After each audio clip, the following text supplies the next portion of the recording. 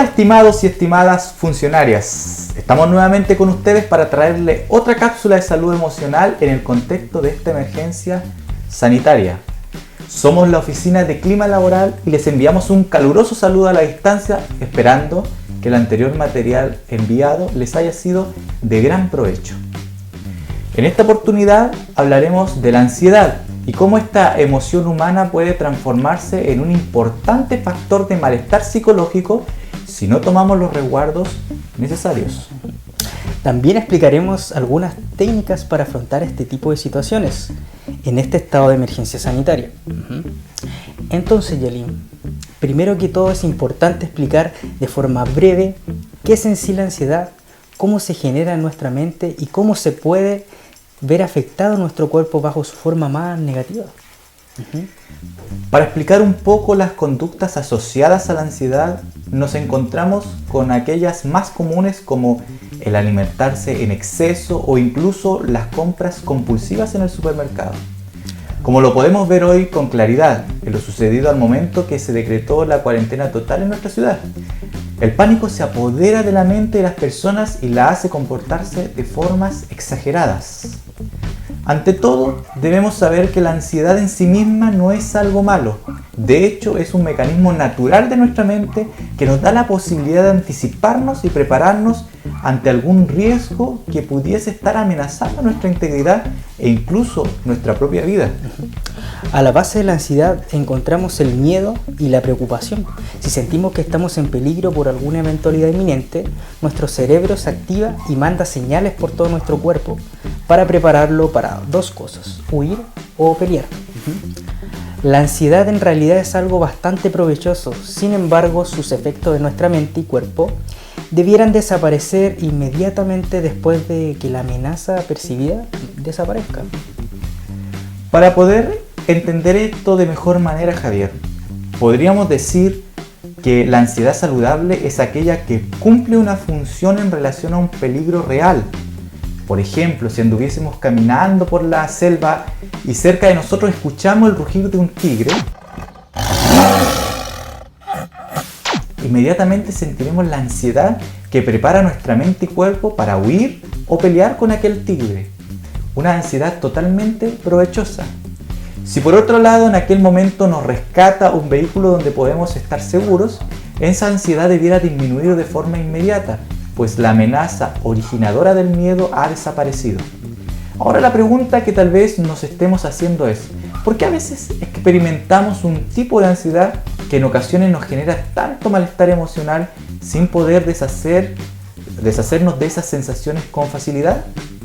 Es verdad, Yolín. Hay ocasiones en que sentimos que nos quedamos sin respiración, que nuestro corazón parece salir de nuestro pecho, o bien experimentamos sensaciones de pérdida de la realidad, como si estuviéramos dentro de una película de la cual queremos escapar.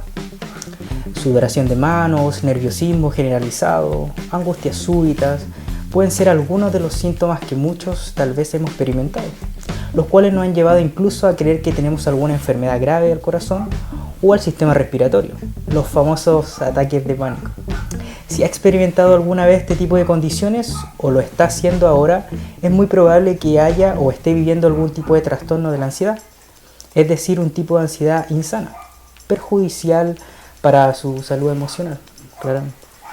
La ansiedad insana, o como le dicen los especialistas, patológica, es la que se genera a raíz de una amenaza irreal, una amenaza que solo existe en nuestra cabeza y que no se condice con lo que realmente pueda pasar. Por ejemplo, pensar que toda persona infectada por coronavirus que esté hospitalizada está destinada a morir. Esta no es una idea real. En otros casos, esta amenaza puede estar disfrazada en creencias tales como que en cualquier momento podamos perder nuestro trabajo o simplemente de que en cualquier momento nos podamos morir. Hoy más que nunca pueden estarse generando este tipo de creencias en nuestra mente a raíz de todo el acontecer mundial que vivimos. Estamos bombardeados las 24 horas de programación que contribuye a este tipo de pensamientos y por ende a la generación de sentimientos de ansiedad.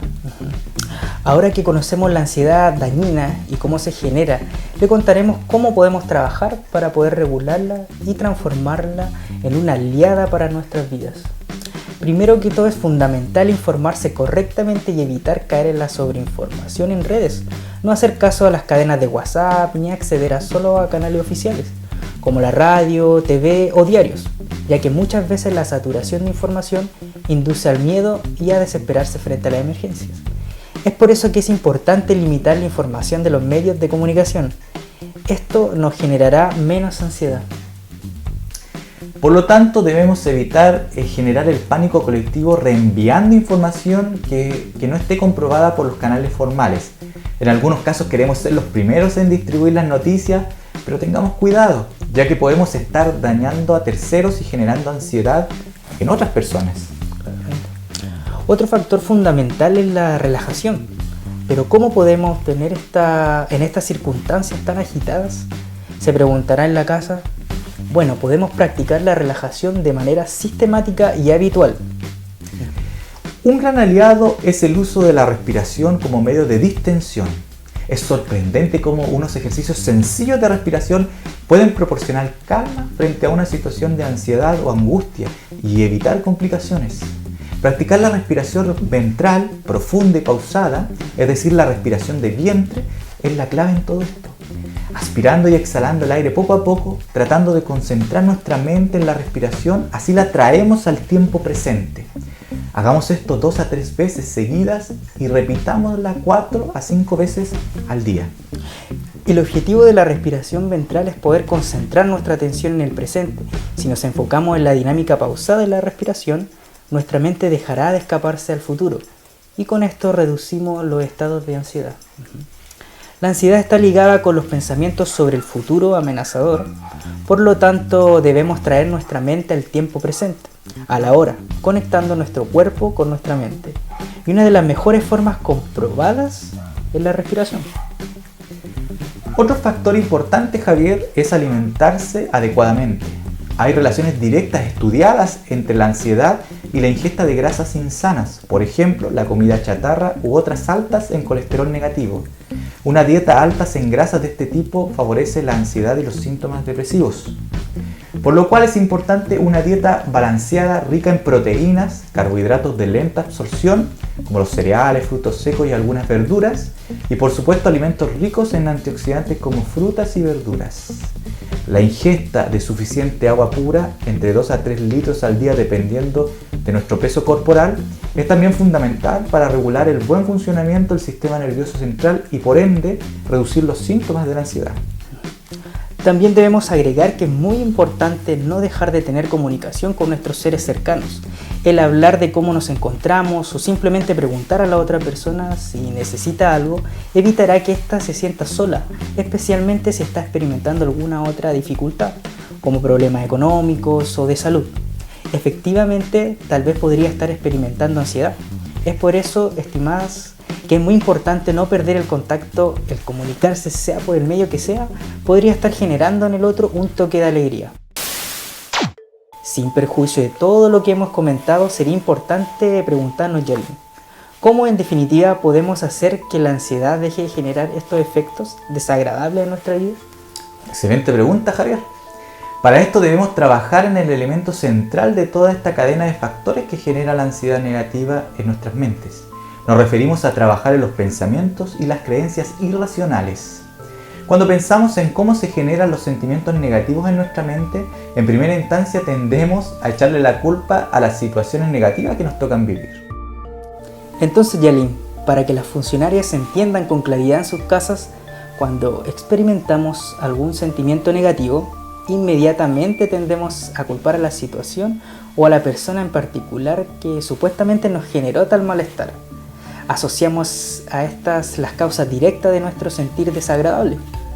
Por ejemplo, si hoy nos sentimos atemorizados, sin alguna razón específica, probablemente concluyamos que se debe a la actual situación que estamos viviendo y que amenaza nuestra salud y la de nuestros seres queridos.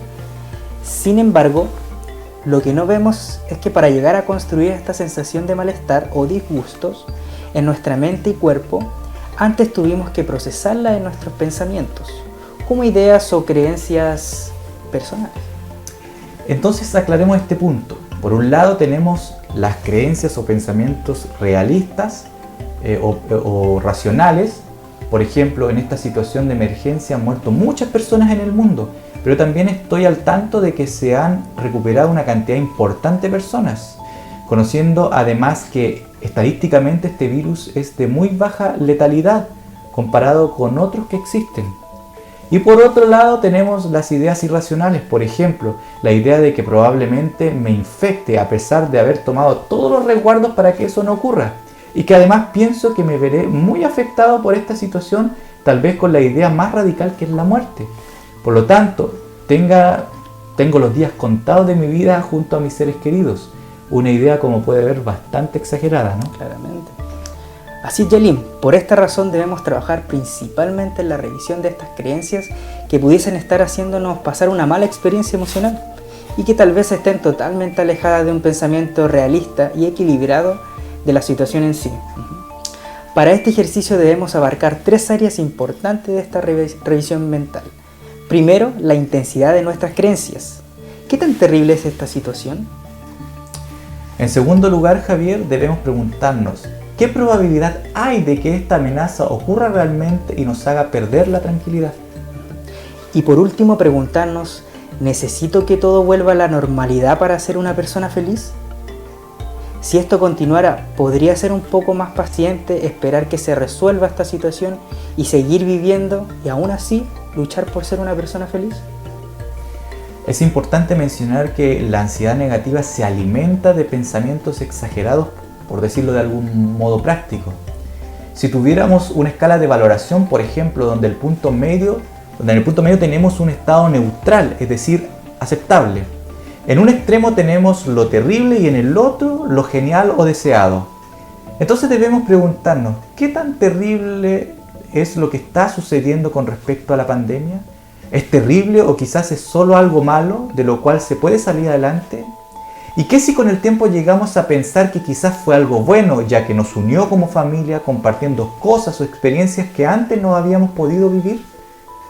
Entonces, sin anticiparnos al futuro que no conocemos, que aún no existe y que no podemos controlar, démosle el significado equilibrado a todas estas situaciones a través de nuestros pensamientos y creencias realistas, en el momento que corresponda y con la intensidad real que tuvieron. Tal vez lleguemos a descubrir en algún futuro no muy lejano que todo esto no era tan terrible como lo habíamos prejuiciado. Interesante, ¿no creen ustedes? De hecho, si miramos nuestra experiencia de vida, veremos que en realidad hasta los momentos más tristes que nos ha tocado vivir, nunca hemos estado en aquel extremo de valoración, pues algo terrible o de insoportable nos habría generado precisamente el no haber podido soportarlo. Y si estamos hoy vivos y podemos aún experimentar alegría, aunque sea en pequeños momentos, es porque en realidad era algo soportable. Tal vez no era algo bueno ni genial, obviamente, pero no terrible e insoportable. Tal vez algo malo, sí, o muy malo, pero no terrible e insoportable. Bueno, queridas funcionarias, hemos llegado al final de esta segunda cápsula. Esperamos que les haya gustado este material que hemos preparado con mucho cariño para ustedes. Desde la Oficina de Clima Laboral les enviamos un caluroso abrazo a todas y todos. Nos vemos.